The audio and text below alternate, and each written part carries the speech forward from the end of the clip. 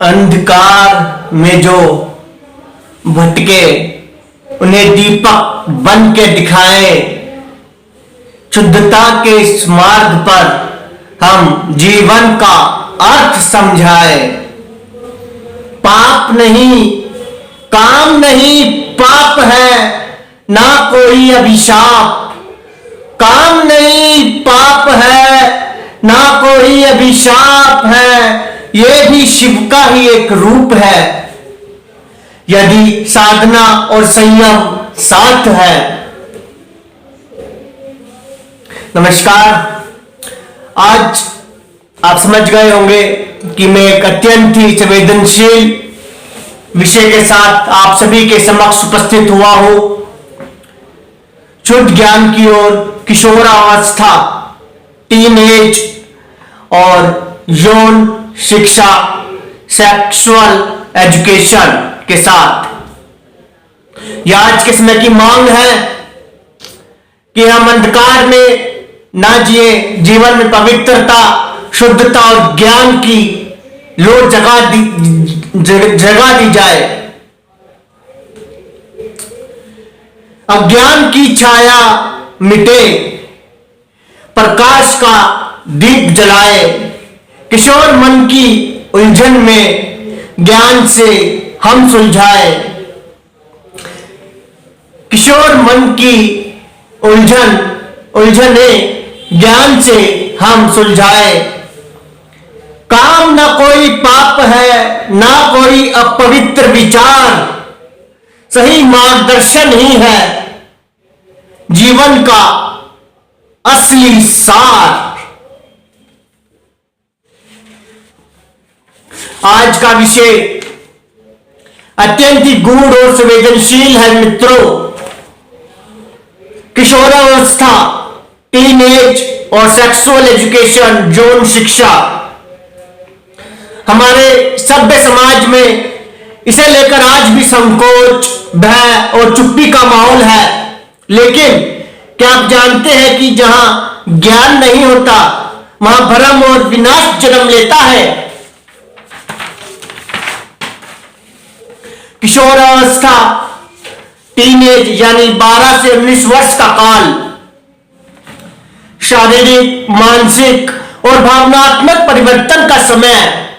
वह दौर जब किशोरावस्था का वह पवित्र शरीर एक तूफान में परिवर्तित हो जाता है। यदि इस समय उचित मार्गदर्शन ना मिले तो बच्चा या तो कुंठा में जिएगा या फिर अंधविश्वास और गलत ज्ञान के कारण पथभ्रष्ट हो जाएगा। और यही हमने होने नहीं देना है। आध्यात्मिक गुरु विक्रांत राजलीवाल चैनल को सब्सक्राइब कर दीजिए। यहां ऐसे ही ज्ञान से पूर्ण सेशन आपको मिलते रहेंगे। आगे सुनिएगा और समझिएगा इस अति संवेदनशील विषय को। इसलिए इस सेशन में हम 3 प्रमुख बिंदुओं पर चर्चा करेंगे। यौन शिक्षा का आध्यात्मिक दृष्टिकोण, कहानियों के माध्यम से किशोरों के मन की स्थिति और समाधान, समाज, अभिभावक और अध्यापक की अहम भूमिका। तो यौन शिक्षा का आध्यात्मिक दृष्टिकोण हम जानते हैं। यौन ऊर्जा, जिसे काम शक्ति भी कहा गया है, सृजन की जड़ है। सृष्टि का सृजन इसी शक्ति से हुआ है। मानव की प्रगति, संस्कृतियों का विकास इसी एक शक्ति से हुआ है। सृजन की जड़ है, यह वही शक्ति है जिससे जीवन उत्पन्न होता है। हमारे सनातन ग्रंथों में भी काम को पुरुषार्थों में स्थान दिया गया है। धर्म, अर्थ, काम, मोक्ष। इसका तात्पर्य यह नहीं कि इसे वासना के रूप में जिया जाए, बल्कि समझ और मर्यादा के साथ इसे साधना बनाया जाए। एक साधना, एक तपस्या की आवश्यकता है हमें। एक सही ज्ञान की, सही मार्गदर्शन की आवश्यकता है हमें, जो हमें सही गलत का अर्थ समझा सके और हमारे अंदर हर प्रकार के जो अज्ञानता है उनको बाहर निकाल के ज्ञान का दीप जलाकर हमारे जीवन को ऐसा प्रकाशमय बना दे कि हम सुख समृद्धि की ओर बढ़ चले।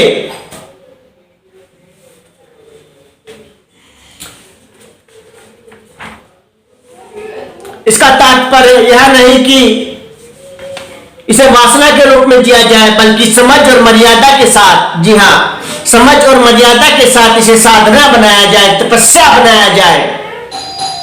ब्रह्मचार्य का अर्थ मात्र स्त्री या पुरुष से दूरी नहीं, बल्कि अपनी ऊर्जा को अपने लक्ष्य की ओर मोड़ना है। What is your life call? Active in right direction with full force of brahmacharya shakti.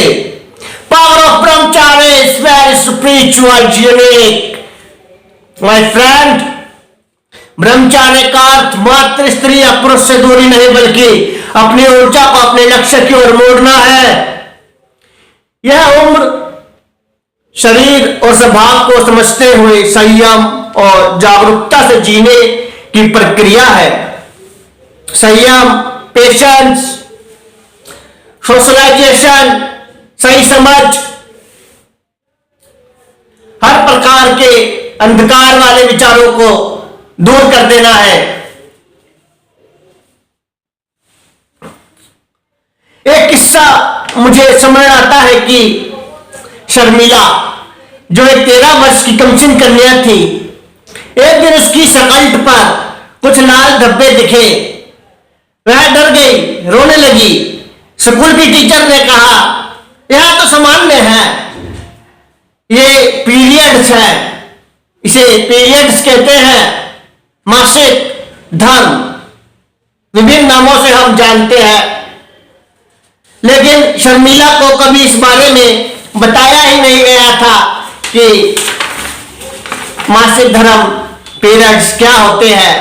रात में उसने डायरी लिखी, मुझे नहीं पता ये क्या हो रहा है, सब कहते हैं ऐसी बातें नहीं पूछते, लेकिन मेरा मन डर गया है, लेकिन मेरा मन डर गया है।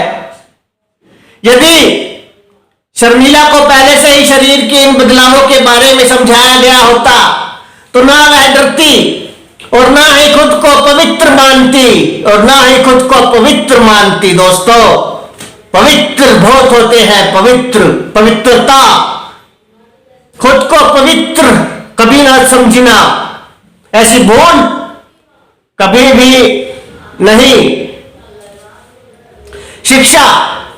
शिक्षा की बहुत अहमियत है। आजकल तो स्कूल कॉलेजों में शिक्षा दी जा रही है, परंतु वहां भी कुछ मर्यादा होते हैं, नहीं समझा पाते। ऐसे योग्य शिक्षकों की आवश्यकता है। शिक्षा मासिक धर्म हो, गुप्तांगों की जानकारी हो, या यौन आकर्षण की अनुभूति, इन सबकी जानकारी समय पर और सहज भाषा में देना अनिवार्य है। बच्चों को भगवान का रूप कहा गया है। मेरा ऐसा मानना है कि बच्चों में, टीनेज में गॉड का, भगवान का निवास होता है उनके हृदय में। उनके शरीर के प्रत्येक अंग में ईश्वर का वास होता है, और उस शक्ति को महसूस कीजिए। बच्चों को भगवान का रूप कहा गया है, पर किशोर होते ही वे समाज के द्वंद्व में फंसने लगते हैं, युद्ध में उतर जाते हैं, युद्ध करने लग जाते हैं। इस अवस्था में उनका मन उत्सुक होता है, ऊर्जा होती है, जोश होता है, शरीर में परिवर्तन होते हैं और विचारों में हलचल होती है। यदि उन्हें समय पर उचित जानकारी ना मिले तो वे गलत दिशा में जा सकते हैं। शर्मिला, जो 13 वर्षीय टीनेज कन्या थी, ने अपनी डायरी में लिखा, मुझे नहीं पता कि यह बदलाव मेरे शरीर में क्यों हो रहे हैं। मम्मी पूछने पर कहती है ऐसी बातें नहीं पूछते बेटी, और स्कूल के दोस्त मजाक उड़ाते हैं। मैं बहुत भयभीत महसूस करने लगी हूं आजकल, और कहीं भी आते जाते डरती हूं कौन है जो मेरी मदद कर पाए। ऐसा कोई सर्च बताए मुझे भी। यह प्रसंग दर्शाता है कि कैसे जानकारी की कमी बच्चों को असहाय बना देती है। जब माता पिता और शिक्षक स्वयं मौन धारण कर लेते हैं, अपने फिंगर ऑन द लिप्स, ऐसे स्थिति में कोई क्या तो बोलेगा और क्या समझाएगा। शिक्षक और माता पिता और शिक्षक जब मौन धारण कर लेते हैं, तब सोशल मीडिया या अशुद्ध स्रोत जो उन्हें गलत जानकारी देने लगते हैं, अधूरी जानकारी, इम्प्रॉपर नॉलेज, जिससे और उनको हानि लॉस होता है लाइफ में। ऐसे ही एक और प्रसंग मुझे स्मरण होता है कि राहुल एक 15 वर्षीय टीनेज बालक था। एक दिन अपने दोस्तों के कहने पर मोबाइल में गलत वीडियो, जिसे हम पॉर्न वीडियो भी कहते हैं, अश्लील वीडियो, उन्हें देखने लगा। जब उससे दोस्तों ने प्रारंभ में बोला तो उसने मना कर दिया था कि नहीं, ऐसा नहीं करते, ऐसा नहीं देखते, ऐसा नहीं बोलते, गलत है, गंदा है, ऐसे गंदा होता है। जो भी इसको सिखाया था परिवार ने कि गंदा है, ऐसे नहीं, ऐसी बातें, गंदा होता है, वही सब उसने बोला। लेकिन जब दोस्तों ने इसका मजाक उड़ाया तो वह भी बदल गया और दलदल में उतर गया। हम में से बहुत से युवा टीनेज ऐसे ही अब दिखावटपन में, मजाक उड़ाने के डर से इस दलदल में गिर जाते हैं और अपने भविष्य को, ऊर्जा को नष्ट कर जीवन बर्बाद कर देते हैं। धीरे धीरे उसे इसकी आदत लग गई और पढ़ाई में मन लगना बंद हो गया। हर वक्त मोबाइल में वह इस प्रकार से अपना जीवन बर्बाद करने लगा। एक दिन उसके पिता ने उसको मोबाइल में यह सब देख लिया। गुस्से की स्थान पर उन्होंने एक बात कही, बेटा, मैं जानता हूं तुम्हारा शरीर बदल रहा है, जिज्ञासा स्वाभाविक है, लेकिन जो तुम देख रहे हो ये सिर्फ व्यापार है। असली प्रेम आत्मा से जुड़ता है। केवल शरीर से नहीं, शरीर का सम्मान करना सीखो, अपने का और दूसरों के भी। शिक्षा, संवाद और प्रेम से हम बच्चों को अपराध बोध से मुक्त कर सकते हैं। वे गलत नहीं है, बच्चे गलत नहीं है, टीनेजर नॉट रॉन्ग। उन्हें राइट एजुकेशन, उचित मार्गदर्शन की आवश्यकता रहती है मित्रों। अब मैं बात करता हूं समाज, अभिभावक और अध्यापक की भूमिका। माता पिता को चाहिए कि वे किशोरों से खुलकर बातचीत करें, एक खुली किताब के जैसे इनके साथ वार्तालाप करें, लाइक अ फ्रेंड्स। मासिक धर्म, पीरियड्स, नाइटफॉल, यौन आकर्षण, हस्त मैथुन जैसे विषयों पर बिना शर्म के बात करें, खुलकर। ये तो सामान्य बात है भाई, ये तो शरीर है और ये परिवर्तन है।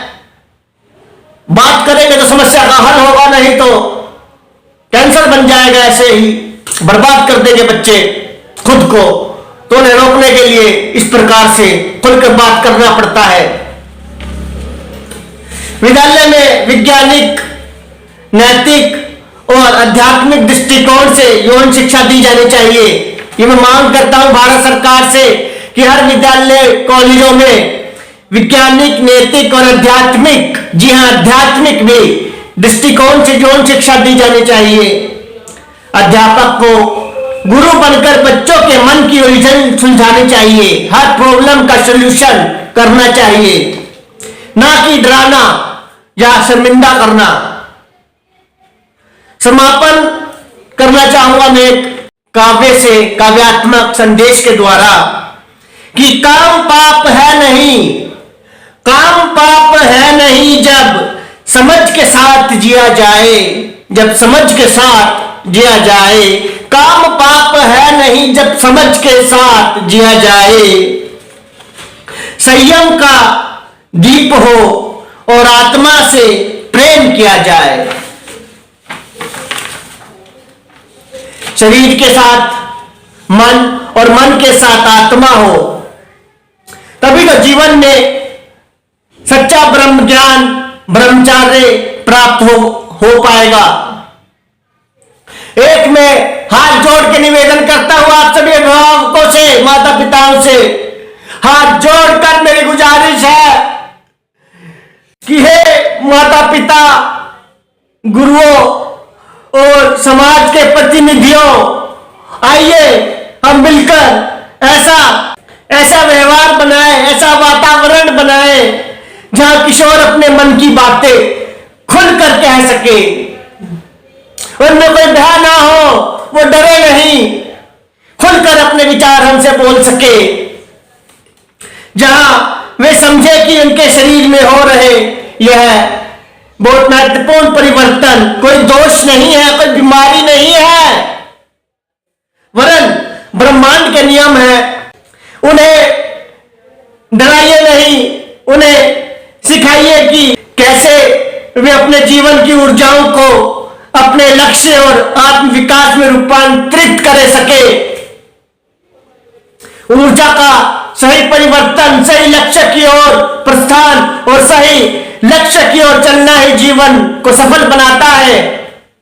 यही है यथार्थिक, वैज्ञानिक और आध्यात्मिक जौन शिक्षा। ओम तत्सत। धन्यवाद, धन्यवाद।